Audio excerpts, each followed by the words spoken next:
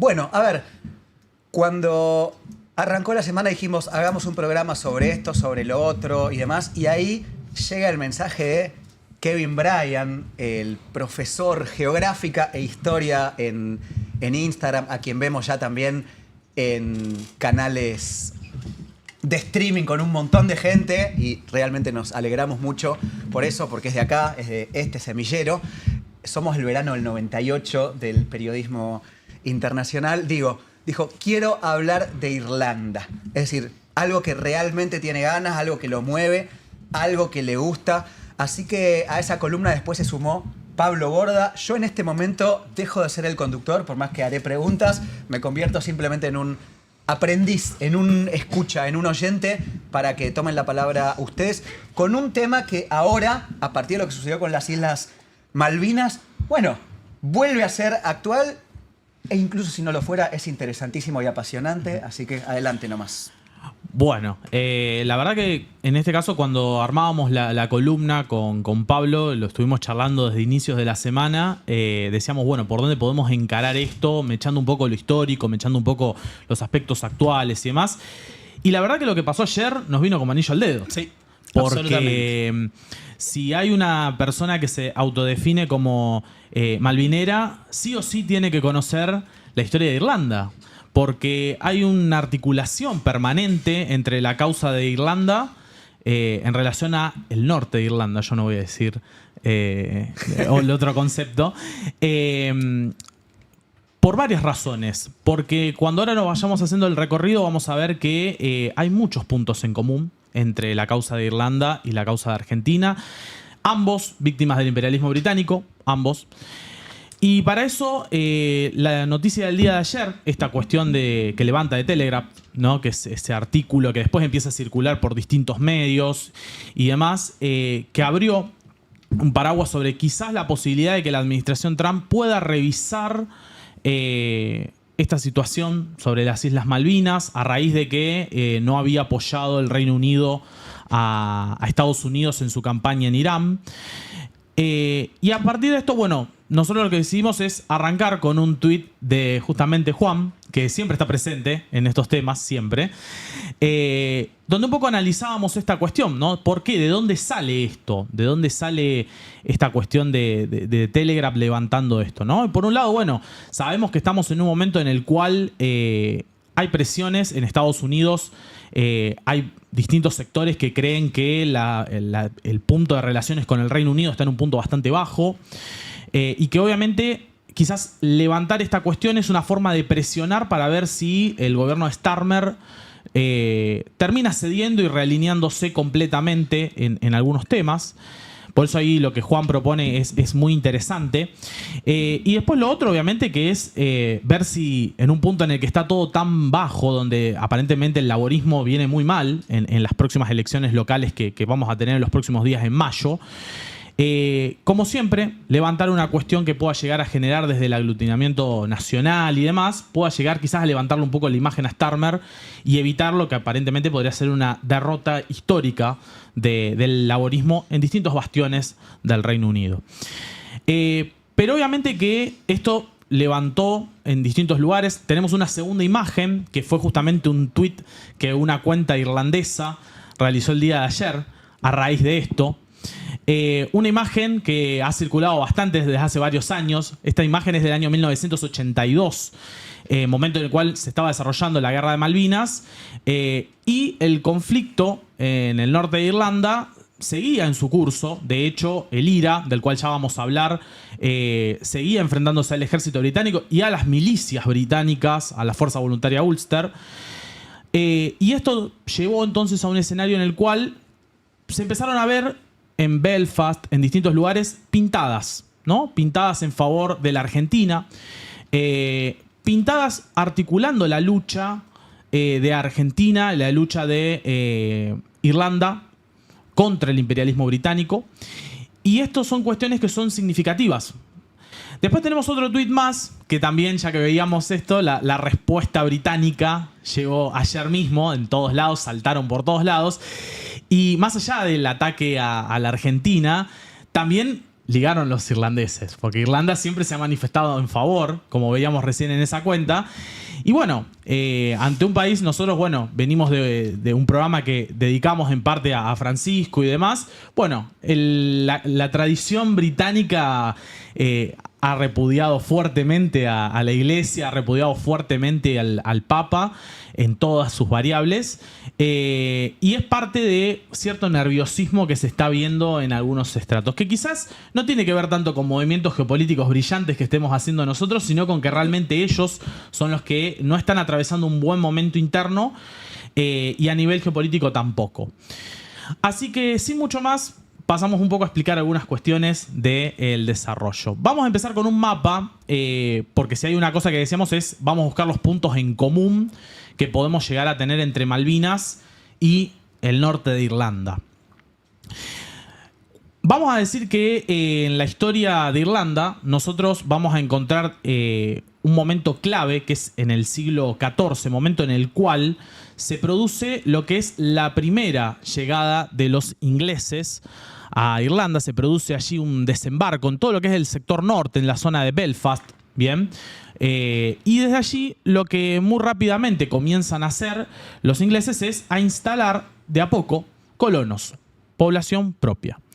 Obviamente que a la población autóctona de ese sector la van desplazando al centro de Irlanda fundamentalmente, la van desplazando hacia la localidad de Dublín, que ya existía, y de alguna manera esto nos va a llevar a un punto fundamental, que es cómo avanza la colonización. Esa colonización se termina consolidando entre los siglos XIV, XV y XVI. Es una consolidación que va de la mano también de los grandes terratenientes ingleses que van repartiéndose tierras en distintos sectores del norte, y después eso va a ir acompañado de una expansión que no queda solamente allí, sino que va por el resto de la ocupación de Irlanda. El resto de la ocupación de Irlanda va a terminar llegando ya con Enrique VIII, ¿bien? Que de alguna manera es quien termina estableciendo una ocupación efectiva ya de Irlanda. Y de ahí en adelante vamos a tener un permanente levantamiento de parte de la población irlandesa, en muchos sentidos apoyado por la Iglesia Católica, porque acá entra el factor religioso también. Sí, de hecho, con Enrique VIII se inicia la separación, la conformación de la Iglesia Anglicana, pero te diría que el control territorial de Irlanda se termina en la época isabelina. Es con Isabel Tudor, Isabel I de Inglaterra, que se produce la conquista en la segunda mitad del siglo XVI.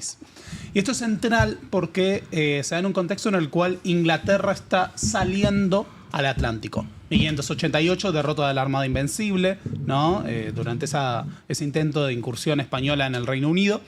Y el proceso de la apropiación de Irlanda y la conquista de América están enormemente conectados, incluso con lo que va a ser la trata esclavista en el Atlántico, porque están al mismo proceso. De la misma manera que está ocurriendo que llegan conquistadores ingleses, se convierten en terratenientes en Irlanda y forzan a su población a trabajar para ellos, está ocurriendo lo mismo en América, está ocurriendo lo mismo en Caribe. Y de hecho en el siglo XVII es un fenómeno muy singular, pocas veces estudiado o que no es tan visibilizado, que hubo en las primeras plantaciones comerciales del Reino Unido en el Caribe, trabajadores que eran al mismo tiempo originarios, esclavos africanos e irlandeses. Con el tiempo después, la expansión de la trata africana desplazó y convirtió al esclavo en africano. Pero muchos irlandeses durante la conquista eran deportados a América como mano de obra forzosa en la condición de lo que se conoce como servant o siervo temporal. Por eso hay un punto que es interesante, que hoy en día ocupa parte del debate historiográfico, si es que podemos entender a Irlanda dentro de la estructura de lo que va a ser Inglaterra como un reino o como una colonia europea. Porque las lógicas de conquista, expropiación de tierras, desplazamiento e implantación de población son muy similares, a pesar de que uno contraintuitivamente ubica en Irlanda un país europeo y listo. No, a eso me gustaría agregarle que además todos estos prejuicios y la racialización de los irlandeses por parte de los ingleses también la van a heredar después los Estados Unidos. Y de hecho hay un proceso cultural complejo a lo largo del siglo XIX y principio del siglo XX, que es en qué momento los irlandeses, a ojos de los estadounidenses, en su mayoría en ese momento anglo y protestantes, ¿en qué momento los irlandeses pasaron a ser considerados gente blanca? Exacto. Y es muy interesante porque, como decíamos, a partir del momento en el cual se va desarrollando todo este proceso de implantar población y demás, también comienza muy rápidamente un proceso que va a ser sistemático en la historia hasta la independencia de Irlanda, y luego también, que es esta cuestión de resistir y de presentar lucha a lo que era la ocupación británica. Eso va a ser sostenido en el tiempo, y uno de los registros más importantes que tenemos es la rebelión de 1798. Incluso antes, perdón. Sí. Porque durante la Guerra Civil Inglesa, cuando Carlos I Estuardo, La Confederación, es derrocado, en ese marco se da un alzamiento irlandés, y lo interesante Exacto. es que cuando uno ve la propaganda de la época, los irlandeses eran presentados como brutos salvajes, esto que señalaba Fran, y la conquista de Cromwell, ¿no? Se hace tras esa rebelión. Exacto. Y hay algunas estimaciones hoy en día que calculan que pudo haber muerto 1/5 de la población de Irlanda en ese proceso. Porque estamos hablando de 1650. No era tan común guerras totales de esa brutalidad. Sí, aparte porque realmente Cromwell fue responsable de realmente exterminar un porcentaje muy alto de la población. Y de imponer la propiedad privada, De además. imponer el sistema de propiedad privada a los ¿Puedo aportar terratenientes? una cosita? Cuando hablamos de la resistencia de los irlandeses a la conquista británica, Sí. resistencia que continúa todavía hoy y con una parte del país ocupada, estamos hablando también de un pueblo que históricamente tenía su propia cultura y muy marcada. No se trata solamente de no nos invadan, digo, el idioma gaélico, todas las costumbres irlandesas que trascendieron el tiempo, los irlandeses que vinieron a Argentina, por ejemplo, Sí. sus propios deportes. Una articulación incluso en el sentido muy marcada de lo que era la Iglesia Católica con las tradiciones que venían de antes, las tradiciones celtas que de alguna manera se articularon. De hecho, el mejor ejemplo es San Patricio. Exactamente, lo dijimos al mismo tiempo. Bueno, en Capital Federal tenemos, por ejemplo, el barrio Coglan, digo, que viene de descendientes irlandeses, o Hurlingham, digo, Sí, también, sí. digo, hay mucha presencia. Hay una presencia muy, muy fuerte en ese sentido. Y un sentido de rebelión que se sostiene, como decía Kevin, en 1798, clima de la Revolución Francesa, las guerras napoleónicas. Hay una rebelión en Irlanda que es dirigida por un grupo conocido como los Irlandeses Unidos, que intentan tomar el poder y plantean una república irlandesa. Es la primera vez que aparece esta idea en algunos sectores. Usando la bandera, que es la que ustedes están viendo ahí en imagen, que esa es la bandera de la Confederación, del periodo histórico que habíamos mencionado cuando Cromwell reprime. La bandera que se usa es esa con el arpa. El arpa es un símbolo que tiene una importancia notable, más que el trébol, me animaría a decir, porque el trébol es más para el cliché nuestro. El arpa tiene un significado histórico, tiene que ver con Brian Boru, con una cuestión de una simbología y una tradición de esta justamente articulación entre lo celta y lo católico. Y justamente esa simbología se retoma en el levantamiento de 1798. Y acá hay un tema que es interesante, que es, el levantamiento es derrotado, el discurso de los ingleses es un levantamiento apoyado por los franceses, por Napoleón. Todavía no se había producido el 18 brumario, pero estamos hablando de la época en la cual Napoleón está ascendiendo políticamente. Y lo cierto es que nunca desembarcaron franceses, fue un levantamiento esencialmente irlandés, por más que obviamente había un vínculo por una cuestión estratégica y también por lo que sería el ejemplo de la Revolución Francesa. Y el ejemplo de la Revolución Francesa me parece central para esto, porque nos habla de cómo hay violencia y violencia en la historia, y represión en la historia. Cuando se produce el Gran Terror en Francia, los jacobinos matan a unas 30.000 personas en el marco de una guerra civil revolucionaria extremadamente sangrienta. La represión de los irlandeses unidos fue muy rápida. Fueron rápidamente derrotados. Pero luego siguió una serie de represalias que terminan con 30.000 muertos en Irlanda. La diferencia es que Irlanda en esa época tenía menos de 1/6 de la población de Francia. O sea, fue una sangría realmente brutal y muy invisibilizada en la historia. O sea, los británicos llegan y el Reino Unido mata a 30.000 irlandeses de una forma terrible y quedó como una nota muy al pie de página de la construcción de nuestra historia. Todos nos acordamos del terror de Robespierre, todos nos acordamos de esto, pero la masacre de 30.000 irlandeses pasó como si nada. Exactamente, de hecho fue tan marcado la represión que se hizo incluso después de ese levantamiento, que ya es el momento en el cual oficialmente, a partir de 1801, nosotros teníamos en el siglo anterior lo que había sido la Union Jack, pero ya en 1801 tenemos el Acta de Unión, donde Irlanda queda incorporado oficialmente ya dentro de lo que es 1801, dentro de lo que son los territorios oficialmente del Reino Unido, y ya una lógica previa a lo que va a ser el Imperio Británico en su proyección naval. Lo que marca a futuro un gran tema para la cuestión de la implantación de población. Porque si Irlanda era un territorio aparte, iba a aparecer después el debate sobre el gobierno autóctono, ¿no? El gobierno local de Irlanda. Al establecerse el Tratado de la Unión, los irlandeses quedan incorporados al Parlamento inglés. ¿Y qué ocurre? Los protestantes irlandeses, que eran una minoría en Irlanda, pasan a ser parte de una mayoría nacional del Reino Unido. Exacto. Entonces, en la isla, si bien se va a mantener la mayoría católica, pero ya estamos incorporados en un marco de islas británicas en general, por lo cual los católicos pasan a ser minoría. Y esa va a ser razón de problema y de tensión durante todo el siglo XIX hasta el periodo de independencia y luego también con algunas situaciones. Pequeña nota al pie. Es con ese acto que la Union Jack pasa a tener la forma que tiene actualmente, porque ahí se termina de incorporar la X roja. Exactamente. Justamente por Irlanda. Exacto. Así que bueno, después lo que nosotros tenemos a lo largo de todo lo que es el siglo XIX es, vamos a tener distintos momentos que van a ser extremadamente complejos, difíciles para el pueblo irlandés.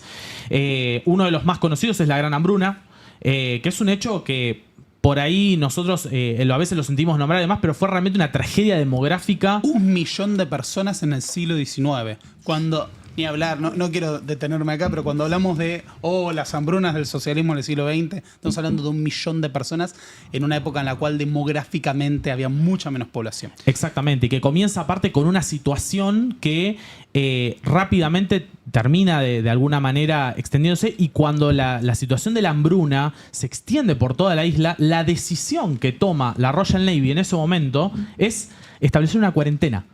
Aislar completamente a Irlanda, es decir, no había ninguna forma de entrar ni de salir de la isla mientras la situación era extremadamente dramática, y el momento en el cual se mientras abre, el Reino Unido exportaba alimentos. Exactamente, porque estamos en esa gran contradicción. De hecho, en la época tenemos que tener presente las ideas de Malthus, que Malthus decía los famosos reguladores de la población en términos naturales, y Malthus, esas ideas que estaban muy presentes, eran fundamentales para entender, y bueno, era un factor natural que la población de alguna manera pereciera y que quedara aislada en ese sentido. Equilibrio demográfico. Equilibrio demográfico. La gran... No, que de hecho hay debates que suceden en el Parlamento de ver qué hacer con la hambruna, y termina ganando el argumento de no, si nosotros mandamos ayuda, estos vagos se van a mal acostumbrar y no van a querer trabajar. Entonces, bueno, de hecho, esto es una oportunidad para que se arremanguen y aprenden lo que es laburar. Fue un agarrar la pala en medio de una hambruna que, dicho sea de paso, hasta el día de hoy, la población de Irlanda no se ha recuperado. La población de Irlanda hoy es más chica que la población de Irlanda en el momento de esa hambruna. Exacto. Sí, de hecho, la gran hambruna y toda la depresión que vino después colaboró mucho al poblamiento de Estados Unidos. Exacto. Con muchísimos irlandeses llegando a ciudades que todavía hoy, el equipo Boston Celtics, por algo se llama así. Y el primer gran flujo migratorio que tenemos de irlandeses a Argentina comienza a partir de ese momento. Tenemos irlandeses que llegaron antes, sueltos y más, pero el primer flujo importante se da a partir de la Gran Hambruna. Estamos hablando de mediados del siglo XIX. Bien, ¿cómo seguimos? Bien, bueno...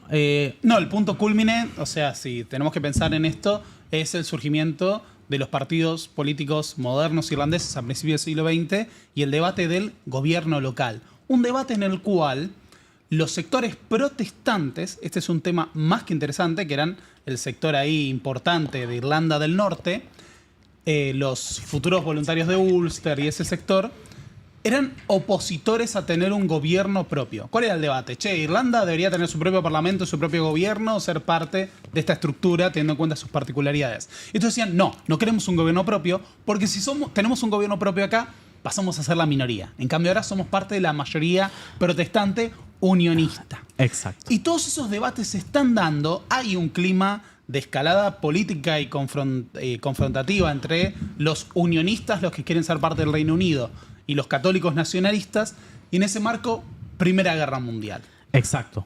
Tenemos incluso en el medio de todo eso, mientras la tensión se va registrando, primero que tenemos momentos en los cuales la imagen, por ejemplo, que estamos viendo ahí es de un recaudador inglés que es apartado, perseguido por la población irlandesa mientras quería realizar recaudación. Ese hecho se llamó la rebelión del diezmo. O sea, fíjense, acá aparece otra vez la Iglesia Católica como un aglutinador en la resistencia irlandesa, al punto de que durante distintos momentos, distintos periodos del siglo XIX, una de las cuestiones que va a ocurrir es que la Iglesia Católica se le va a ir limitando funciones, se la va a ir circunscribiendo, se le va a limitar las misas, se les va a intervenir en muchas oportunidades las misas.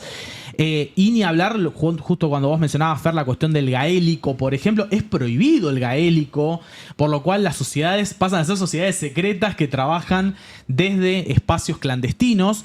Y así nos vamos acercando ya ahora sí a lo que es el siglo XX, nos acercamos directamente a lo que es el periodo donde entramos ya en lo que es casi el terreno del levantamiento de Pascua y la independencia de Irlanda, ¿no? Vamos a la siguiente, porque esa era justo la Home Rule, que es el periodo de la independencia. Bien, bueno, la imagen que nosotros estamos viendo acá es una imagen sumamente interesante porque siempre se habla del IRA y hay sectores que lo plantean como una organización terrorista y demás, y lo plantean. Bueno, en realidad el IRA es una organización que surge con un nombre inicial que es los Voluntarios Irlandeses. Posteriormente van a cambiar su nombre durante la lucha por la independencia, pero los Voluntarios Irlandeses son una respuesta a una milicia que los británicos organizan para de alguna manera contrarrestar toda la autonomía que estaban buscando los irlandeses.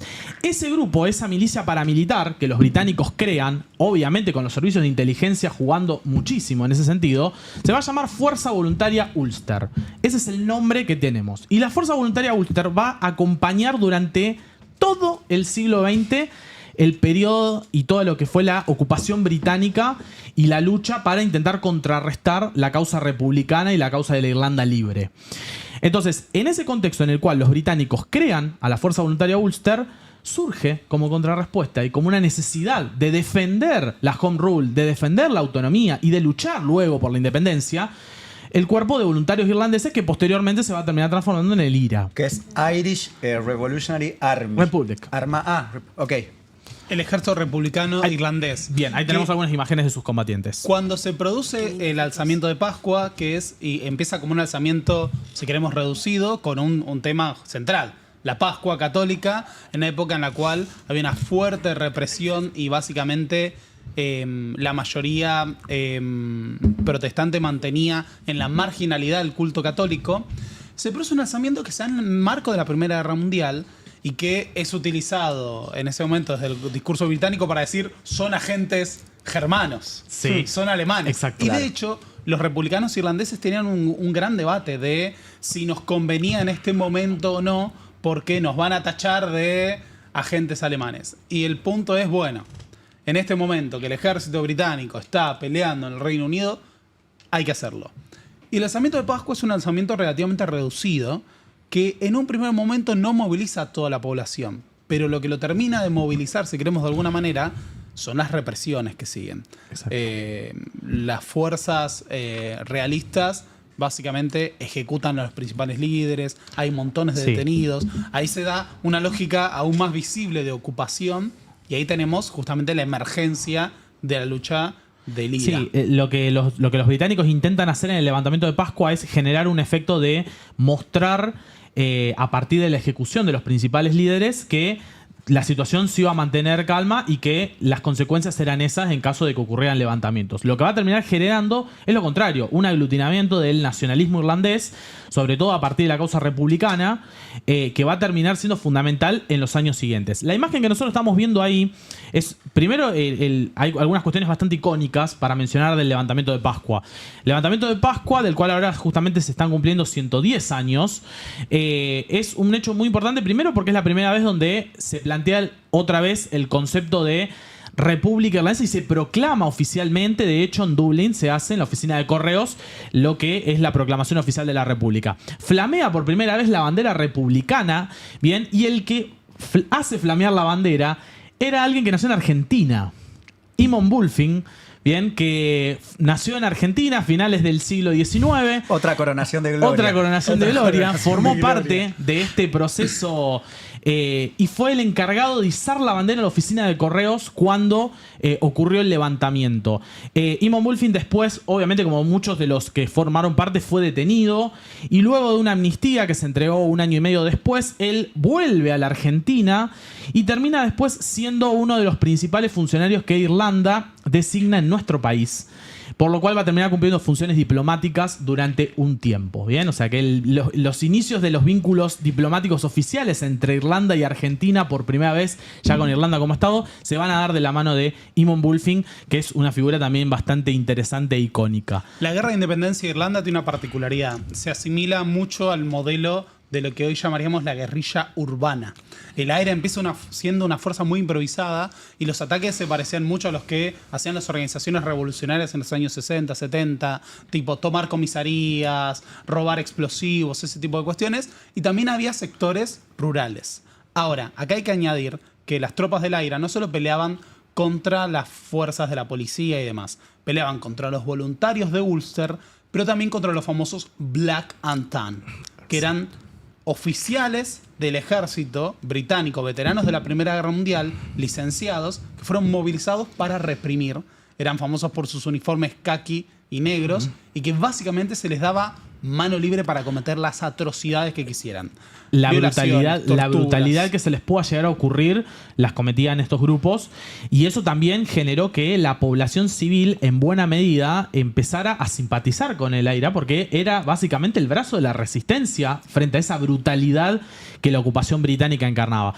De hecho, la guerra de independencia comienza en el 19, termina la Primera Guerra Mundial y rápidamente se encamina todo para lo que es el inicio de la lucha independentista, que se va a extender hasta el 22, finales del 21, con algunas particularidades. Bien, el AIRA fue muy fuerte en todo lo que es el sur, en el sur donde estaban las comunas rurales y demás, obtuvo un nivel de apoyo muy alto. Dublín siempre fue un bastión, un núcleo difícil de controlar también para los británicos, pero como mencionábamos, acá entra en juego el factor colonización. El norte fue el punto difícil para lograr de alguna manera la unificación total de la isla. Ahí fundamentalmente por el factor de la presencia de los colonos británicos históricos, los terratenientes más poderosos asentados ahí, y aparte muchos de los principales cuarteles británicos estaban instalados en el norte, en Belfast y en Derry. Otro tema a mencionar es que nos vinculan la historia del fútbol y la política, es el primer domingo sangriento irlandés. Exacto. 1920, como represalia ante el asesinato de una serie de oficiales por parte del AIRA, las fuerzas británicas entran a los tiros a un partido de fútbol gaélico, masacrando a decenas, si no masacrando e hiriendo a cientos de civiles. Exacto. Para un poco culminar con esta cuestión, uno de los aspectos fundamentales llega al año 1922 y hay una división dentro de los irlandeses porque llega una oferta desde Londres. La oferta que llega desde Londres es: nosotros vamos a reconocer la creación de un Estado libre irlandés, pero vamos a proponer que en 6 condados que están en el norte se realicen votaciones para ver si quieren pertenecer a ese Estado libre irlandés o si quieren formar y seguir siendo parte del Reino Unido. Como les mencioné, con población implantada se realiza esta votación y en los 6 condados termina ganando, en este sentido, lo que es permanecer dentro del Reino Unido. Así tenemos lo que al día de hoy sigue siendo un sector, una separación del norte de la isla que sigue estando bajo asociación británica. Y esto implica varias cuestiones significativas que se van a después a reactivar en los años 60 y 70. Bien, por eso ahí tenemos después otra de las imágenes, ya pasando y viniendo más en el tiempo. Ya estamos acá en los 70. Ya nos venimos en un periodo en el cual, a partir de los años 60, nosotros tenemos la independencia, tenemos esta división de Irlanda y después tenemos varios años que son bastante tranquilos, donde no hay una conflictividad tan marcada, hay un IRA que queda desconforme con esto, hay un sector que es el que termina negociando de la clase política irlandesa, más liberal, que termina también siendo clave en la desarticulación del IRA inicial. De hecho hay una guerra civil. Después de la independencia hay una guerra civil en Irlanda entre el IRA y el ejército irlandés, que la termina ganando el ejército irlandés.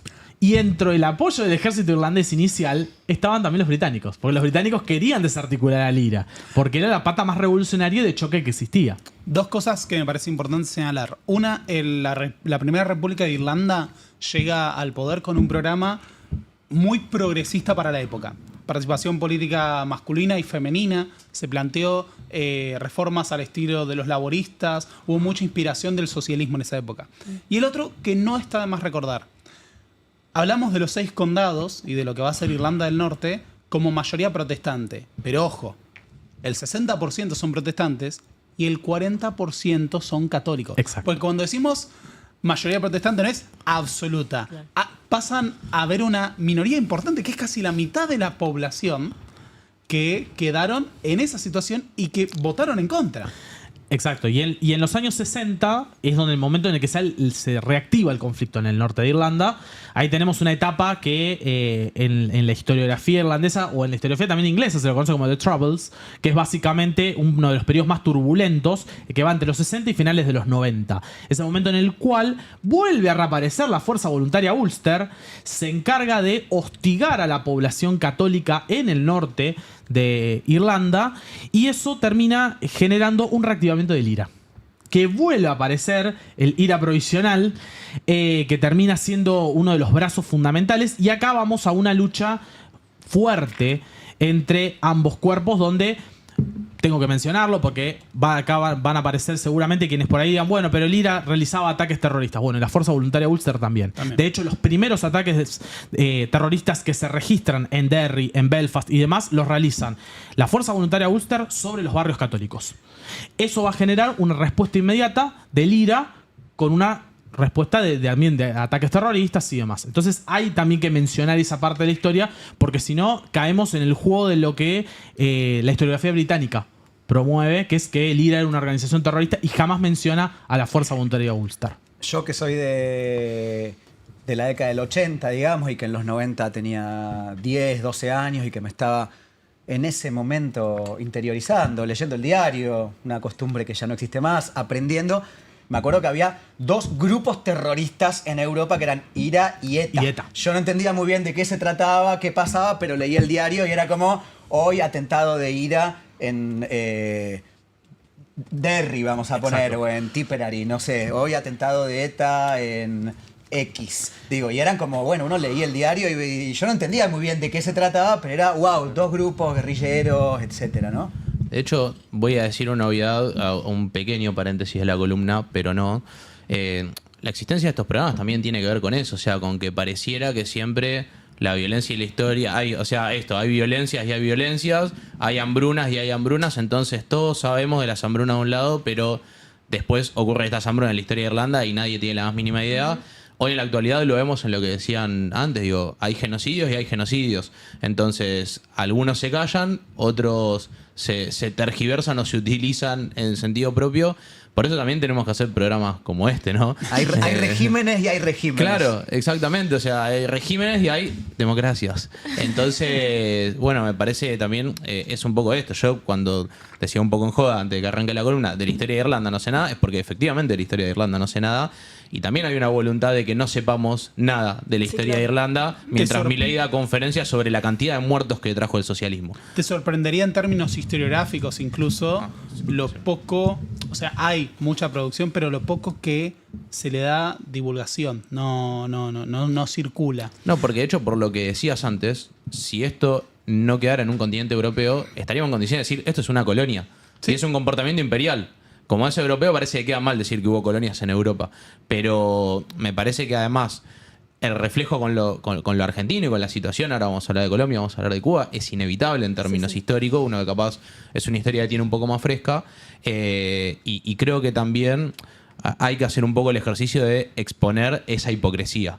Totalmente. Y de hecho, los propios británicos, casi nos salteamos esto, pero brevemente hacían esta vinculación entre lo que pasaba en Irlanda y en el resto del imperio. Uno de los argumentos que planteaban las tropas oficialistas cuando se produce la rebelión irlandesa es, ahora es Irlanda, pero si pasa esto en Irlanda también va a pasar en la India. un tema de lo que, retomando, decía Kevin, es que la violencia no es solo el IRA, la violencia son los voluntarios de Ulster, y esto lleva incluso a una separación física. Se empiezan a establecer muros para separar a católicos y protestantes. Exactamente. Y en ese marco encontramos esa imagen que nosotros mencionábamos al principio cuando hablábamos de la imagen de Argentina en el 82. El conflicto de Trouble se sostiene hasta los acuerdos de Semana Santa que se van a dar en el año 97 y finalmente ahí es como que hay una merma, ¿no? Hay una cuestión del IRA que accede de alguna manera a dejar las armas.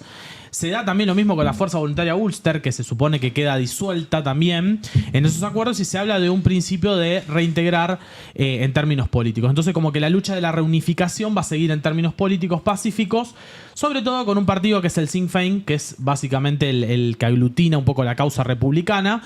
Y un poco para cerrar y llegar a actualidad, yo quería jugar un poco con esto porque me parece que es uno de los factores a tener en consideración de cara a lo que viene. Teníamos el gráfico anterior, donde en realidad lo que se veía es la cuestión de la población, que es uno de los factores a considerar en todo esto. Ahí lo tenemos. Fíjense cómo la población protestante, que es la población en rojo, ha ido mermando desde los años 70. De a poco. Y en la Irlanda del Norte. En Irlanda, exactamente. Perdón, en el norte de Irlanda. En el norte de Irlanda. Y la población católica está en subida. Sí. Bien, esto está generando un efecto de cambio en las votaciones. De hecho, la última votación que se realizó en el norte de Irlanda, que todavía sigue formando parte del Reino Unido, el partido, la fuerza más votada fue el Sinn Féin. Que obviamente le cuesta formar coalición porque después se te juntan todos los partidos que son pro-británicos y con el sistema parlamentario que tienen te siguen manteniendo el statu quo, ¿no? Pero eso no implica que no estemos teniendo y que la victoria que tuvo el Sinn Féin en el norte de Irlanda no haya sido un hecho histórico y es algo que puede llegar a extenderse y puede llegar a profundizarse, ¿no? De hecho, si algo está cobrando fuerza cada vez más, y ahí vamos a la última imagen, que la teníamos, que es como un poco para cerrar la cuestión, está empezando a aparecer y a pesar muy fuerte en el discurso la idea de que hay que retomar y hay que presionar, sobre todo en el propio norte de Irlanda, por celebrar en algún momento un referéndum en el cual lo que se someta es formar parte del Reino Unido o unificarse y reunificarse con Irlanda. Lo cual da la sensación, y según los últimos sondeos, que hoy la balanza está más inclinada a la reunificación. Y esto es algo que envalentona mucho a los republicanos y sobre todo a la causa irlandesa, de la Irlanda libre, como digo yo. Algún día nos tomaremos una Guinness en Belfast y comeremos un asado en Malvinas. Así será. Así será. Un último dato que quería aportar de los extraños paralelismos que unen a Irlanda y a la India. Algunas notaron, bueno, vieron que la bandera de la República de Irlanda es verde, blanca y naranja, y la bandera de la India es verde, blanca y naranja. Exacto. Por los mismos motivos, en un cierto sentido. Pues justamente la bandera, esa simbolizaba, por un lado, el verde de la representación tradicional católica irlandesa, con el naranja simbolizando a los protestantes y el blanco como un símbolo de la paz. Y en la India adoptaron en la misma lógica, siendo el naranja el símbolo del hinduismo tradicional, el verde por el islam y el blanco como, bueno, una cosa inclusiva, que los aglutina todo, claro. Pregunta. Vamos a darle unos 5 minutos más a este tema antes de empezar con la columna. Yo pensaba inevitablemente en la comparación entre Irlanda e India, colonia británica, ocupación, país dividido, prohibición de la cultura, etc. Voy a hacer una pregunta complicada teniendo en cuenta lo que se habló en el último programa, pero también para distender o no un poquito. ¿Podemos decir que el norte de Irlanda es Taiwán? Recontra sí. Quiero establecer esto.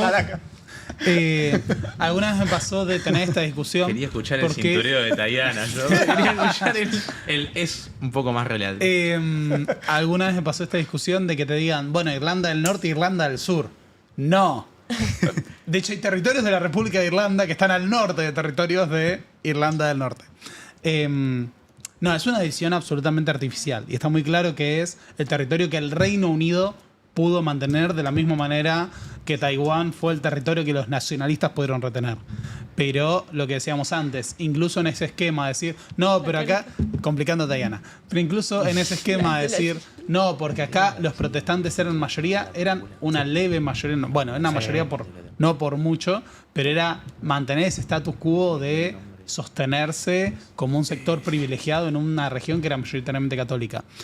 Pero además, nunca está más recordar esta cuestión que señalaba Kevin, y es que eso tampoco fue natural. Hubo una violencia muy brutalizada por parte de los voluntarios de Ulster, y no está de más recordar, los Black and Tan eran reclutados fuera de Irlanda, porque lo que le empezó a pasar a las tropas oficiales, a las tropas unionistas, era que eran superadas por el propio rechazo de la población. No era solo que el AIRA estuviera combatiendo, el AIRA tenía medios limitados, sino que era difícil reclutar fuerzas que quisieran reprimir a sus propios compatriotas.